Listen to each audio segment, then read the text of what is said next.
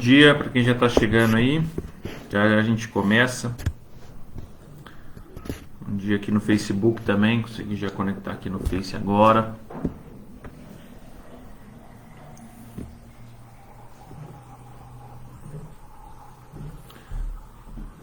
Pega o livro aí para mim dentro da bolsa.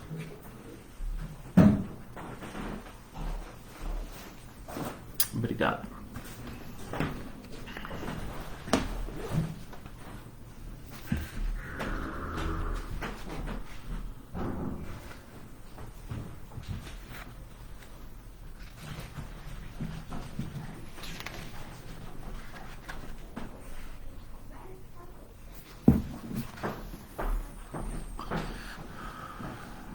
Bom dia aí, quem já está no Instagram com a gente, tudo bem? Como é que vocês estão? Aqui no Face também, bom dia, o pessoal está chegando aqui no Face.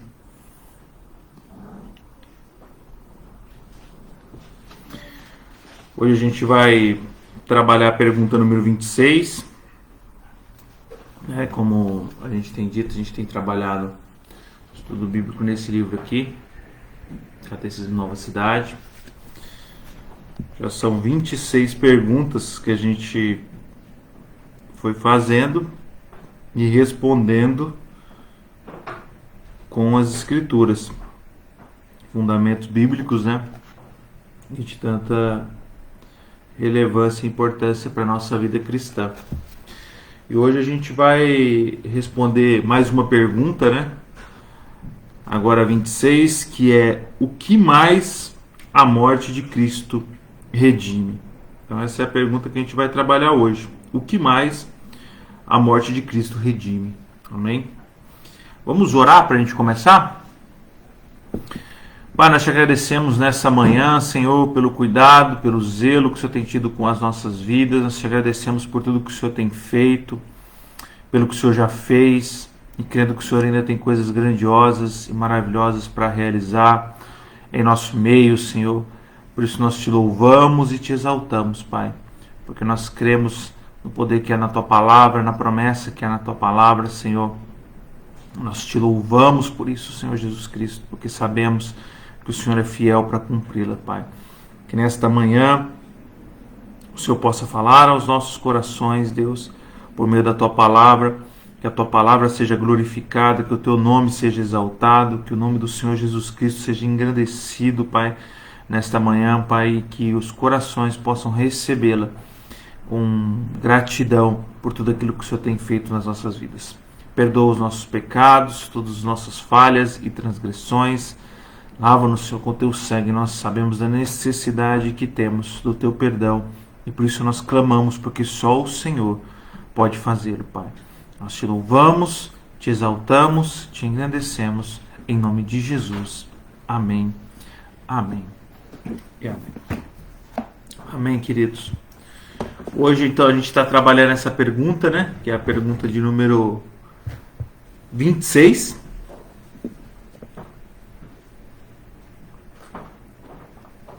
A gente, só recapitulando, né? Nós falamos sobre a pergunta 25 na outra, que era: a morte de Cristo significa que todos os pecados podem ser perdoados? Nós explicamos que sim, e como isso ocorre, né? Daí o autor faz uma pergunta logo na sequência: o que mais a morte de Cristo redime? Né? Além da questão do pecado, o que mais nós podemos contar aí como redenção por conta da morte de Cristo?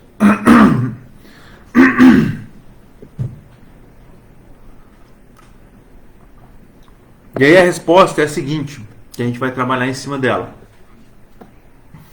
A morte de Cristo é o começo da redenção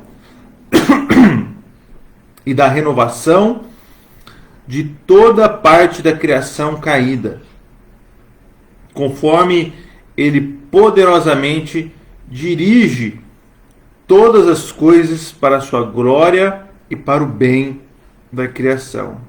Então, a morte de Cristo é o começo da redenção e da renovação de toda a parte da criação caída, conforme Ele poderosamente dirige todas as coisas para a sua própria glória e para o bem da criação. Lá em Colossenses capítulo 1, versículo 19 e versículo 20, a Bíblia diz o seguinte: porque aprouve a Deus que toda a plenitude nele habitasse, e que, havendo feito a paz pelo sangue de sua cruz, por meio dele, reconciliasse consigo mesmo todas as coisas, quer sobre a terra, quer nos céus. Então nós falamos na pergunta anterior a respeito do pecado, né? E de como a morte de Cristo ela é suficiente para perdoar todos os pecados. E hoje a gente amplia um pouco mais o efeito da morte de Cristo, falando da remissão que há de todas as coisas e a reconciliação que há. Quando a gente pensa no pecado, a gente até já falou sobre isso um pouco. Quando a gente pensa no estrago que o pecado fez, vamos dizer assim, a profundidade desse estrago, né? Que custou, e a gente dimensiona o tamanho desse estrago pelo custo, pelo aquilo que custou, né? E custou a morte de Cristo para redimir todas as coisas. Então a gente começa a perceber o tamanho começa a perceber a situação complexa que nós estamos inseridos. E não só nós enquanto seres humanos, mas nós vemos aqui e lembramos aqui que o pecado ele não afeta única e exclusivamente o ser humano, mas ele afeta toda a criação. Toda a criação é afetada, tudo que Deus criou que vai além dos seres humanos. Os animais, a natureza, o cosmos, tudo é afetado pela queda do homem. Você pega pela relação que o homem tinha com a natureza e com os animais, e como essa relação se transforma em algumas casos até em inimizade, né? Você tem alguns animais que você não pode brincar. E aí você vê eu até penso assim, eu vejo até um pouco da graça e da misericórdia de Deus na hora que ele deixa alguns animais, vamos dizer, domésticos, para acalentar o coração do ser humano, para que o ser humano possa ter um pouco mais de relacionamento com a criação, né? Com outros feitos da criação de Deus, e com a ajuda inclusive dessa criação, para que o homem possa suportar as dores inclusive do trabalho, né? Por quanto tempo animais como o cavalo ou o boi foram animais que foram instrumentos de força de trabalho para ajudar o ser humano a arar uma terra que foi de certa forma amaldiçoada por causa do pecado. Então você começa a ver a consequência de tudo isso que aconteceu num simples ato de desobediência, que gera uma cadeia de ações que geram complexidades na nossa vida até os dias de hoje. Mas nós vemos agora que a morte de Cristo é o começo de uma redenção. Parte de uma redenção. Parte de uma ação que renova, como diz o autor aqui, toda a parte da criação caída, que começa a restaurar toda a criação caída. E nós, seres humanos, clamamos por isso. Clamamos por justiça. Clamamos para que as coisas sejam feitas corretamente. Nos indignamos quando as coisas ocorrem de forma equivocada. Nos frustramos quando as coisas não funcionam como deveriam funcionar. Ficamos chateados quando queremos que as coisas das nossas vidas, a situação da nossa vida fosse levada de uma forma e não é. Das dificuldades que temos, às vezes, diante das complexidades do mundo, dos relacionamentos, das questões financeiras, das questões que implicam a nossa vida no dia a dia, como fome, como pobreza, como outros crimes que estão mais ainda ocorreram, não deveriam, mas ainda estão presentes, racismo, xenofobia e tantas outras coisas que nós vamos vendo que são homens ferindo homens. Digo isso enquanto seres humanos que demonstram a queda da humanidade. E nós internamente esperamos que algo aconteça. Até os que não creem em Deus, olhando a grandiosidade que há na criação de tudo que Deus fez, e as coisas maravilhosas que Deus fez, clamam para que as coisas fossem melhor. Que as coisas funcionassem de uma forma mais tranquila. E quando nós encontramos Deus, o Senhor Jesus Cristo nos encontra, nos chama, nos transforma, nos redime, nos renova, nos restaura. Começa o processo de santificação na nossa vida. Quando isso começa a acontecer, nós começamos a encontrar a graça de Deus e ter contato com a graça e o amor de Deus. O que nós desejamos é que isso saia de nós também e alcance as pessoas ao nosso redor, para que elas possam encontrar o amor de Deus, para que elas possam encontrar em Deus a justiça, a satisfação da justiça, para que elas possam encontrar em Deus o perdão, a misericórdia, para que elas possam encontrar no amor de Deus uma oportunidade de terem uma vida que o mundo não pode dar. Porque a gente sabe, mesmo não crendo em Deus, mesmo não sendo filhos de Deus, mesmo não estando debaixo do senhorio de Cristo, reconhecendo quem Ele é, o que Ele fez por nós, o mundo sabe que as coisas não estão bem. Que as coisas não caminham da forma que deveriam caminhar. Esses dias eu estava assistindo uma série com a Maria Vitória, minha filha Maria, que é uma Ragnarok. Uma série que mistura mitologia nórdica, né, com questões ambientais. É como se os deuses do panteão lá descessem para tentar resolver as questões ambientais do mundo, enfrentassem inimigos que nem deste mundo são, também são gigantes, monstros, deuses também, semideuses, sei lá o que são aquilo, mas enfim, que estão destruindo a Terra. E você vê eles envolvidos em protestos, em tentando mudar a sociedade, tentando fazer as coisas. E quando você olha para essa série, você, tirando a parte toda que existe ali de dramatização e ficção e tudo mais, mas você traz para a realidade, você sabe que essas questões estão em pauta e são necessárias e devem ser debatidas, porque as pessoas, independente de Deus, elas sabem, porque elas são vítimas do efeito, vítimas não, elas são cúmplices inclusive, do efeito da queda, porque são desobedientes. E colhem o fruto, como nós colhemos, da sua desobediência. As suas ações devastadoras, seja de meio ambiente ou do próximo, são fruto dessa queda, são fruto do pecado, são fruto da nossa desobediência com Deus.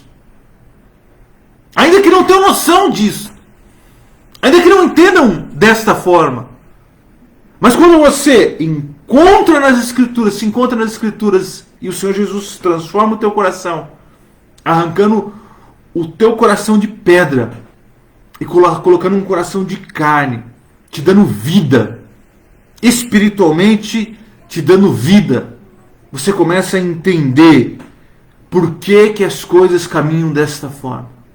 Não é à toa que quando a gente olha o nascimento de Jesus, você vai lendo os textos do Novo Testamento do nascimento de Jesus, Mateus ou Lucas, você vê a alegria com a notícia da chegada de Jesus. Você vê o regozijo que há por trás do nascimento de Cristo, porque aquelas pessoas que estão se regozijando, aqueles seres que se regozijam, eles sabem, eles ansiavam por esse momento.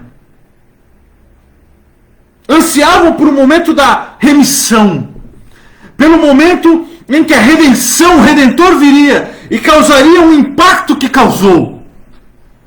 que transformaria a história humana,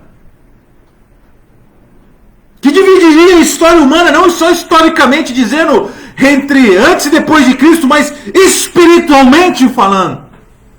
A transformação que há, o romper que há a partir do momento em que Cristo chega a essa terra. E a expectativa que havia da criação em relação à manifestação do Filho de Deus. Olha, vamos ver alguns textos aqui pra gente, que eu acho que são interessantes. E acho que podem nos ajudar a entender o tamanho dessa expectativa e por que ela é tão importante.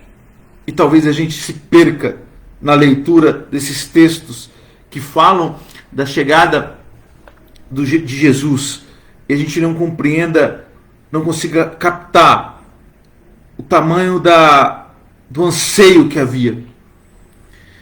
Em Lucas capítulo 2, versículo 25, tem um texto que eu amo, que é o Cântico de Simão, ou melhor, de Simeão. Veja, versículo 25. Lucas 2, 25. Havia em Jerusalém um homem chamado Simeão, homem esse justo e piedoso, que esperava a consolação de Israel. E o Espírito Santo estava sobre ele. Revelara-lhe o Espírito Santo que não passaria pela morte antes de ver o Cristo do Senhor. Ele tinha essa promessa sobre a sua vida. Movido pelo Espírito. Olha o que a palavra diz agora. Movido pelo Espírito. Foi ao templo. Não foi porque era o horário que ele ia sempre. Não é porque era rotina e sem querer ele encontrou lá. Não, movido pelo Espírito. Foi ao templo. E quando os pais trouxeram o menino Jesus para fazer com ele o que a lei ordenava, que era apresentá-lo, Simeão o tomou nos braços e louvou a Deus, dizendo: agora, Senhor, podes despedir em paz o teu servo segundo a tua palavra, porque os meus olhos já viram a tua salvação, a qual preparaste diante de todos os povos, luz para a revelação aos gentios e para a glória do teu povo de Israel.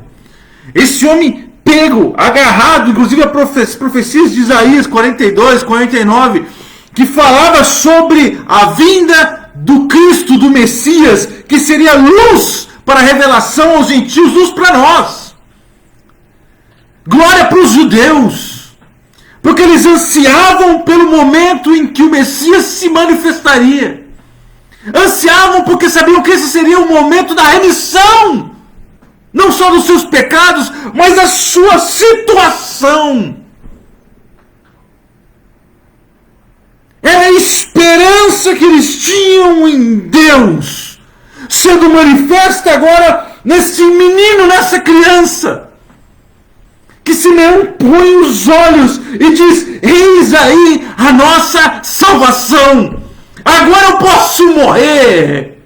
Agora o Senhor pode se despedir. Eu posso me despedir em paz deste mundo, porque chegou salvação a este lugar.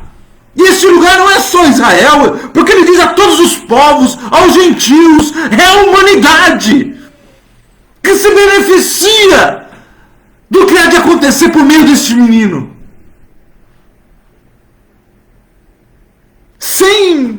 Muitos sem saber, ainda esperam a oportunidade de enxergar o que Simeão enxergou, o que os cristãos, de certa forma, já deveriam ter enxergado. A remissão que é em Cristo em todas as coisas. A forma como ele reconcilia todas as coisas em si, e segura em suas mãos e sustenta em suas mãos todas as coisas. Como um rei soberano, que pagou um alto preço por cada detalhezinho desse canto da terra com a sua vida, que comprou todas as coisas e as redime com o seu poder e a sua glória. E a Bíblia vai dizer ainda: e estavam o pai e a mãe do menino admirados com o que ele se dizia. do que dele se dizia. Simeão os abençoou e disse a Maria, mãe do menino: eis que esse menino está destinado tanto para a ruína como para o levantamento de muitos em Israel, para ser alvo de contradição. Também uma espada transpassará a tua própria alma, para que se manifestem os pensamentos de muitos corações. Por meio da morte de Cristo, nós temos vida. Corações começam a bater. Corações são reavivados. Esperança surge. A Bíblia fala depois, não contente com Simeão, que era um homem temente a Deus, justo e piedoso, como era considerado por todos. A gente tem agora a profetisa Ana falando também a respeito desse menino. Dizendo aqui em Lucas 2,38, chegando naquela hora, dava graças a Deus e falava a respeito do menino a todos que esperavam a redenção de Jerusalém. Havia um anseio por esse momento de redenção, em que as coisas seriam restabelecidas de acordo com como elas foram criadas. Quando nós olhamos no início, quando o menino Jesus nasce lá naquela manjedoura, você percebe em alguns textos, lá em Lucas 2, versículo 10, se a gente voltar alguns versículos aqui, quando o anjo vem e aparece aos pastores e diz, porém lhes disse, não temais, eis aqui vos trago boa nova de grande alegria, que será para todo o povo. É que hoje vos nasceu na cidade de Davi o Salvador, que é Cristo, o Senhor. O Senhor que redime todas as coisas chega. Os anjos descem para glorificar, para se alegrar, porque sabiam do anseio que havia na humanidade e na criação para a redenção que estava em suas mãos. Os céus descem literalmente com os anjos, glorificando a chegada de Deus, glorificando a chegada de Jesus Cristo, porque a redenção chegou à humanidade, a redenção chegou à criação, o ápice, o momento está para acontecer, o momento em que ele vai viver, sim, morrer pela cruz, naquela cruz do Calvário, mas vai ressurgir como o Senhor que reconcilia todas as coisas em suas mãos. Este é o nosso Redentor.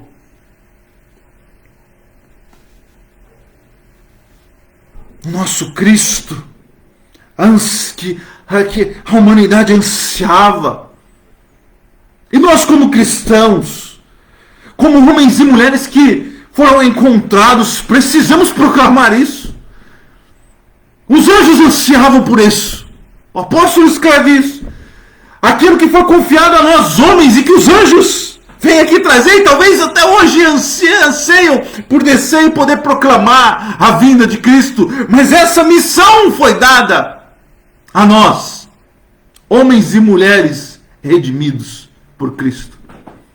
Missão gloriosa. Glória a Deus por isso.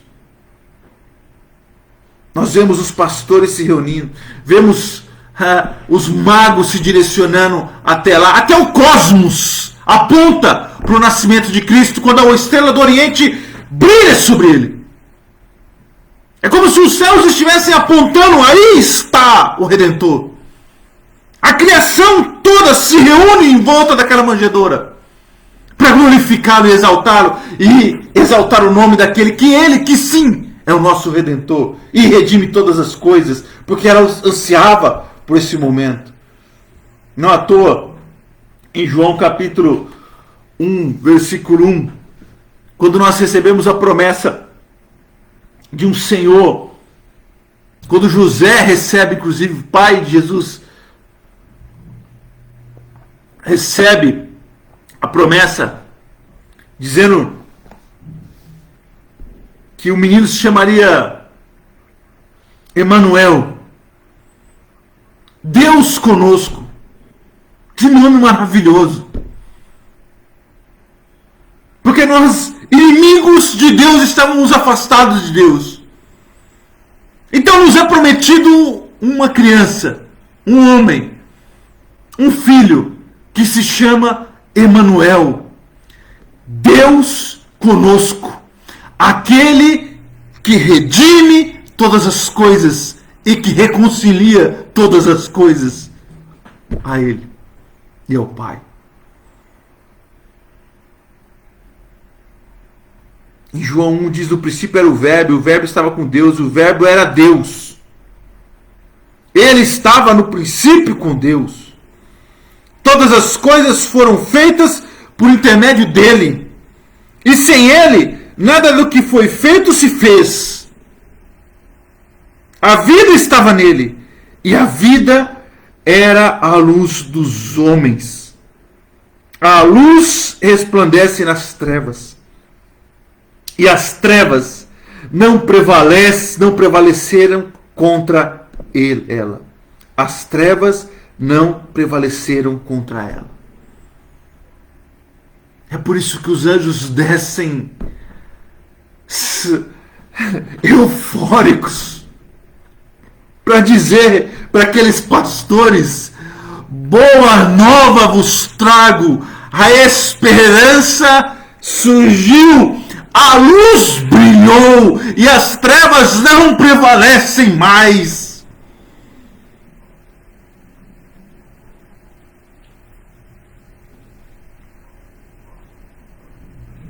E no 11 ele vai dizer: veio para os que eram seus e os seus não receberam, mas a todos quantos o receberam, deu-lhes o poder de serem filhos de Deus, a saber, aos que creem ao seu nome, os quais não nasceram do sangue, nem da vontade da carne, nem da vontade da carne.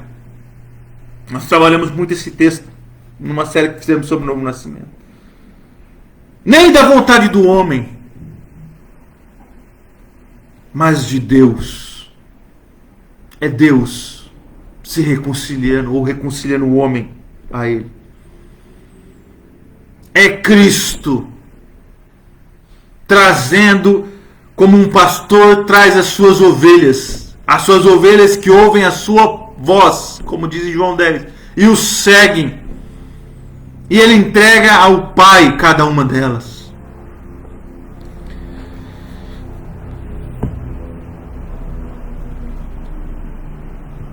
O John Bunyan, que escreveu O Peregrino, inclusive, Bunyan, ele vai dizer o seguinte: Jesus é Redentor. Esse é o seu nome. Ele veio ao mundo de pecadores para redimir seu povo, para redimi-lo de toda iniquidade, deste presente mundo mau, de todas nossas conversas vãs. Derramou seu precioso sangue para nos comprar. Fomos comprados por alto preço. Não pertencemos a nós mesmos. Somos dele, comprados por seu sangue. Podemos estar confiantes de que ele nos ama profundamente, pois nos comprou com preço caro. E se não tivesse nos amado, jamais teria se entregado por nós.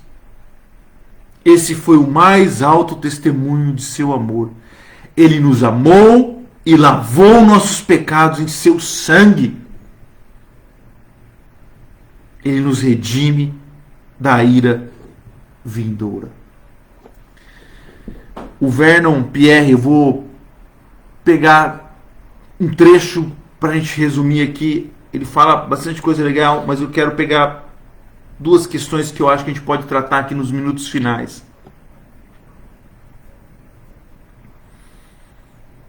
Quando ele vai falar sobre esse ato da cruz de Cristo, do sangue derramado na cruz de Cristo e a redenção, ele aponta para dois efeitos em nós. Dois efeitos. Eu queria dar uma ênfase nisso. Ele diz o seguinte: primeiro, qual que é o primeiro efeito desse sangue derramado na cruz?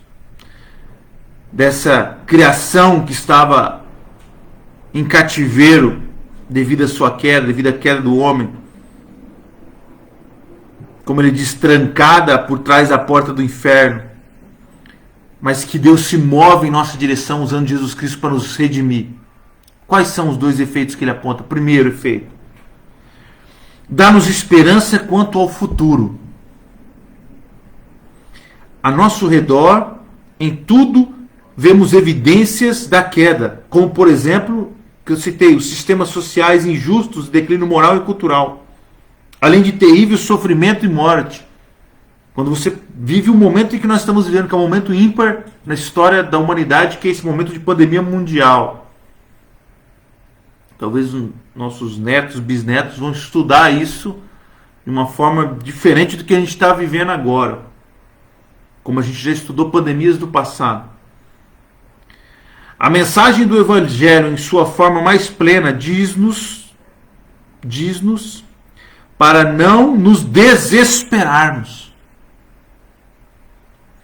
mas para termos como certo e seguro que um dia todas essas coisas serão apagadas e substituídas por paz e harmonia com a cura das nações, como diz em Apocalipse 22:2. Então a primeira coisa que ela nos traz é uma esperança de que essas injustiças e situações que a gente observa no mundo de hoje serão redimidas, serão corrigidas, porque elas ocorrem desta forma por causa da queda do homem, por causa do pecado, que gera essa ganância, que gera essa injustiça. E ele vai dizendo ainda: tal esperança, contudo, traz consigo uma advertência. E aqui a conversa engrossa, porque olha o que ele vai dizer: pois a criação caída inclui muitos que ainda se opõem a Deus. Porque quando nós falamos de queda da humanidade, queda do homem, pecado, nós incluímos toda a humanidade nisso. Mas o ato de redenção, ela vai restaurando já alguns homens e mulheres.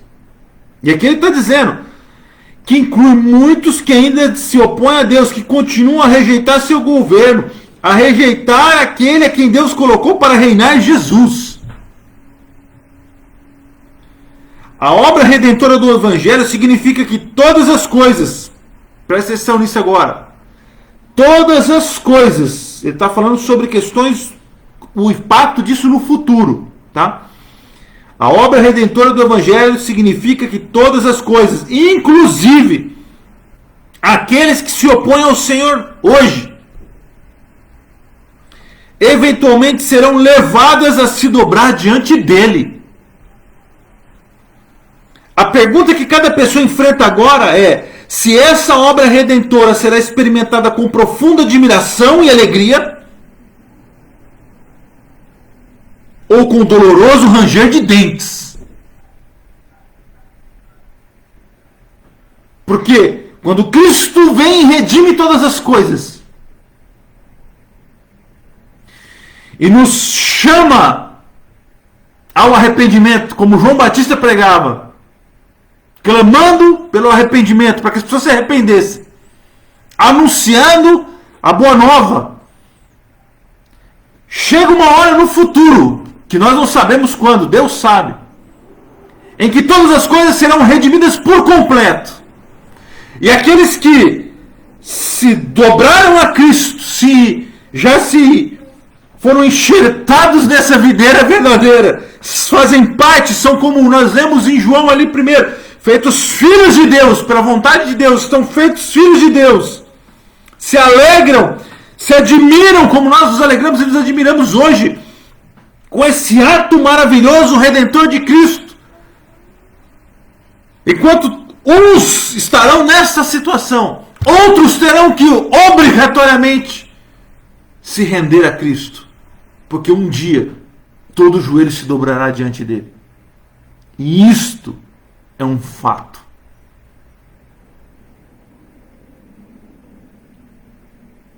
Isto é algo que vai acontecer. E aí ele traz uma comparação interessante. Aqueles que vão experimentar essa obra redentora com admiração e alegria, como nós estamos pregando há tantos dias aqui falando sobre redenção. glorificando a Cristo pelo seu ato de redenção, se alegrando em Cristo com o fato de que a esperança chegou até nós. Mas também terão aqueles que terão que se render com um doloroso ranger de dentes, porque se negam a se render a Cristo nos dias atuais. E o segundo ponto que ele traz, nós falamos sobre a esperança quanto ao futuro, sobre situações que a gente vive hoje e que a gente sabe que o Senhor vai redimir. Mas a segunda questão, dá-nos motivação no presente. Porque não é uma coisa... A redenção de Cristo, ela é maravilhosa porque ela fala assim do nosso futuro, mas não é uma coisa que também a gente não viva nos dias de hoje. A obra de Cristo atua hoje em nós. Tem o seu efeito agora nas nossas vidas. Nós temos uma promessa maravilhosa, incrível para o futuro. Mas nós temos vivido nos dias de hoje, nesse momento, também coisas maravilhosas que essa redenção nos traz. E ele vai dizer sobre isso. A criação não foi abandonada por Deus. Por isso que eu exaltei a questão dessa promessa linda de Cristo, do menino que viria com o nome Emanuel. Deus conosco, hoje e eternamente. Não é só no futuro. Deus reconciliando-nos com o homem e vivendo com o homem. Em vez disso, olha o que ele vai dizer, por intermédio de Jesus, foi reassumida por ele e eventualmente será refeita em total novidade. Será uma criação caracterizada por harmonia e paz, relacionada corretamente com Deus e com a humanidade, sintonizada com o Criador e com a sua criação, entendendo quem é o seu Criador, o que ele criou, o que aconteceu com essa criação, como ele agiu para reformular as coisas, como ele redime tudo em Cristo. Traz-nos esperança em relação ao futuro, mas traz-nos esperança em relação ao presente, daquilo que foi feito já, e compreensão sobre as coisas que vivemos hoje.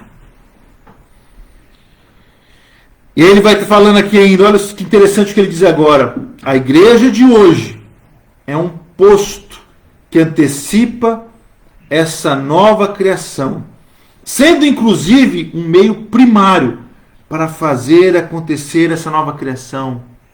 Olha que importante o que ele vai falar a respeito da igreja. Isso quer dizer que a igreja não é observadora. Isso quer dizer que a igreja não é observadora passiva no mundo. Ou seja, só fica observando as coisas e dizendo isso aqui vai passar, isso aqui vai passar, isso aqui vai passar. Só olhando e não atuando. E olha o que ele diz, nem é apenas uma passageira em risco de se perder no mundo. Isso é muito interessante. A igreja não é um grupo de pessoas que está no mundo cuidando para não perder a sua salvação. Colocar na prova dia após dia, temendo cair em qualquer momento e perder a sua salvação. Vivendo como se fosse um martírio, né, em relação à sua salvação. Sendo provada dia e noite, atacada dia e noite, testada dia e noite, esperando para ver se vai cair ou não. Se vai perder ou não a sua salvação. Como um ratinho que é colocado num laboratório para fazer um experimento.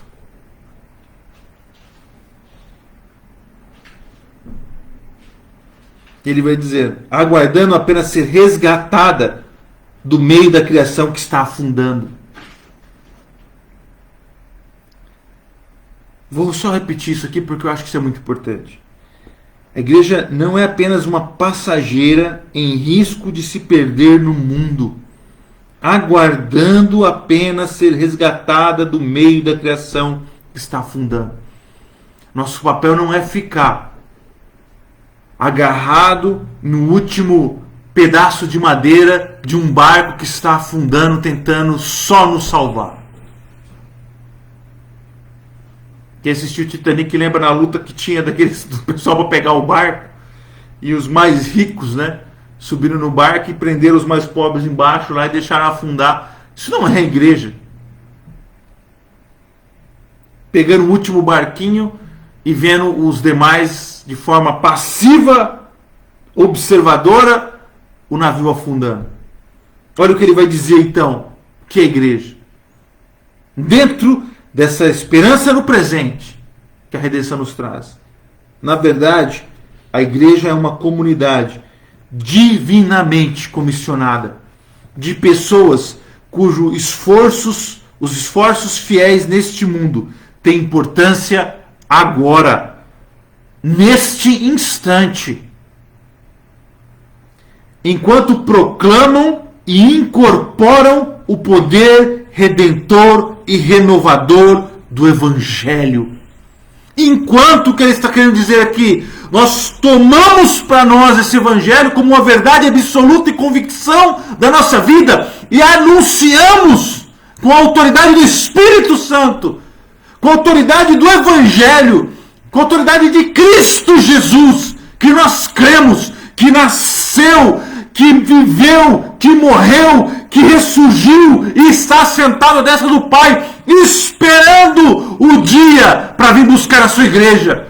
Nós anunciamos essa volta e proclamamos ao nosso Redentor, vivemos essa redenção como algo que faz parte da nossa vida, como um oxigênio que enche e infla os nossos pulmões e nos dá vida, como o sangue que corre nas nossas correntes, que é bombeado pelo nosso coração. É a nossa razão de viver, para agora, para esse instante, com a esperança sim no futuro do que há de vir, com aquilo que está prometido para nós, mas proclamando a verdade hoje, que chegou a boa nova, como os anjos proclamaram aqueles pastores. Chegou a boa nova. O Redentor vive e está entre nós. Ele é o Emanuel, Deus conosco, que redime todas as coisas. E como diz em Colossenses, porque aprove a Deus que toda a plenitude nele habitasse, e que havendo feito a paz pelo sangue da sua cruz, por meio dele reconciliasse consigo mesmo todas as coisas, quer sobre a terra, quer nos céus. Glória a Deus por essa promessa maravilhosa que o Senhor nos dá.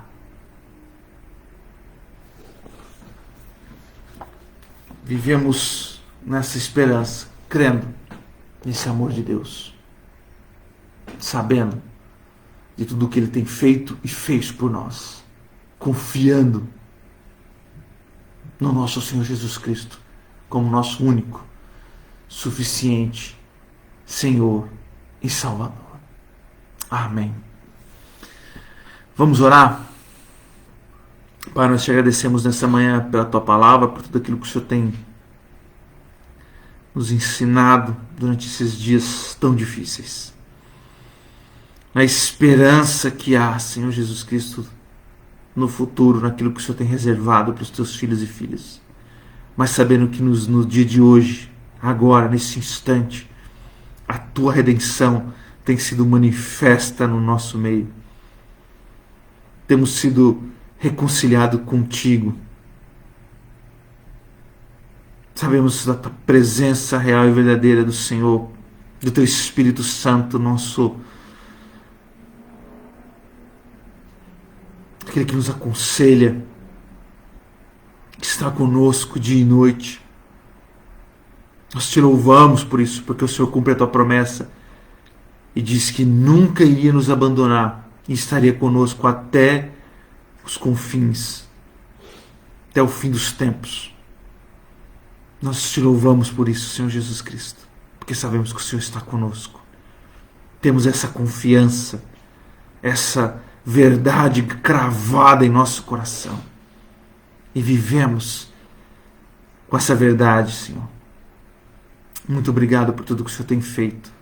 Eu te louvo pela vida de cada um dos teus filhos e filhas. Que o Senhor possa cada vez mais avivar as nossas vidas e que o nosso coração venha queimar na tua presença, por meio daquilo que o Senhor tem nos ensinado, por meio da tua verdade, da tua palavra, em nome de Jesus. Amém e amém.